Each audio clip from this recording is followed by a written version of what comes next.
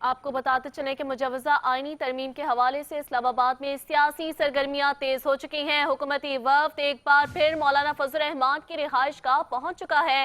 वफ्द में वजीर खजाना इसहाक डार, वजीर कानून आजम नसीर तारड़ और वजीर दाखिला मोहसिन नकवी भी शामिल हैं। जराये का बताना है कि हुकूमती वफ्द ने मौलाना फजल रहमान को वजीर आजम का पैगाम पहुंचा दिया है।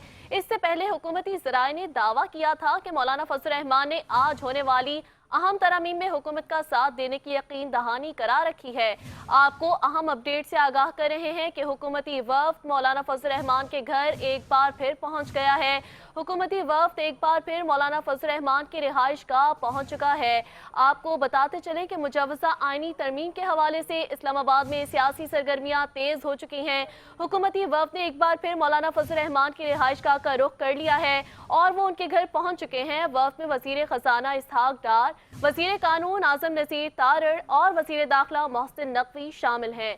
जराये का बताना है कि हुकूमती वफ्द ने मौलाना फजल रहमान को वजीर आजम का पैगाम पहुंचाया है।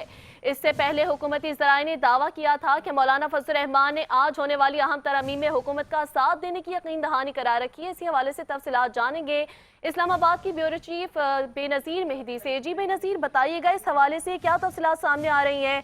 हुकूमती वफ्द भी मौलाना फजल रहमान के घर एक बार फिर से पहुंच चुका है।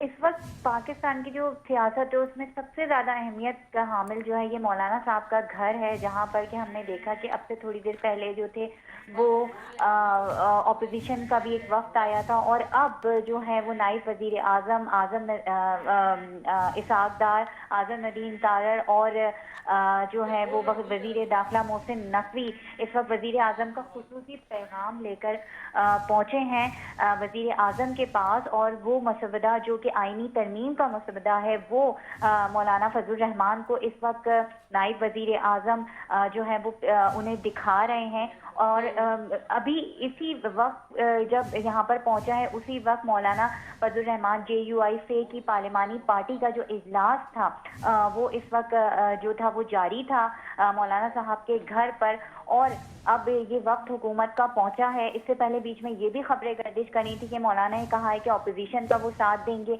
और अब ये जो पार्लियामेंट हाउस से वक्त पहुंचा है मसवदा लेकर, क्योंकि मौलाना फजल रहमान ने कहा था जब तक वो आईनी तरमीम का मसवदा नहीं देखेंगे और उनके जो सारे कानूनी नुक्ते हैं उन पे गौर व फिक्र नहीं करेंगे तब तक मौलाना अपनी हुकूमत के साथ रहने की हिमायत का ऐलान नहीं करेंगे। लेकिन ख्वाजा आसिफ ने पार्लियामेंट हाउस में हमारी उनसे खुद बात हुई है और ख्वाजा आसिफ ने बड़ा दावा करके कहा है कि मौलाना साहब जो हैं वो हमारे साथ हैं।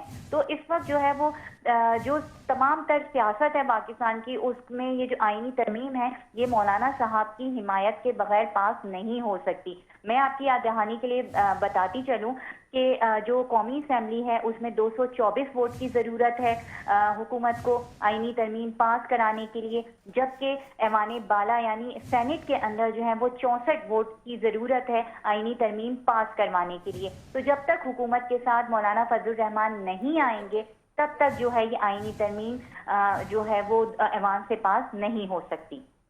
अच्छा बेनज़ीर, ये भी बताइएगा कि ये भी बताया जा रहा था ज़राए के मुताबिक कि दीगर इत्तेहादियों का इजलास भी अपने अपने चैम्बर्स में जारी है, लोग अपने अपने चैम्बर्स में बैठे हुए, क्या उस हवाले से कोई तफसीलात सामने आई हैं?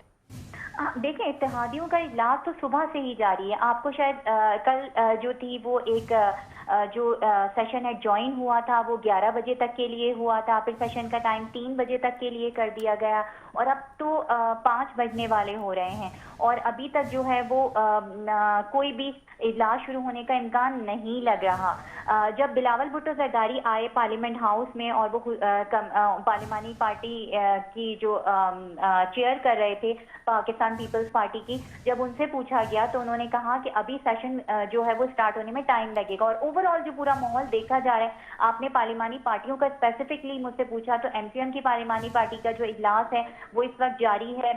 खालिद मकबूल सिद्दीकी जो मिनिस्टर फॉर एजुकेशन है उनके चैम्बर में, इसी तरह बिलावल भुट्टो की सरबराही में जो है पाकिस्तान पीपल्स पार्टी का इजलास जारी है।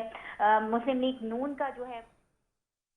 बेनज़ीर, तफसीलात से आप आगाह कर रही थी, बेहद शुक्रिया।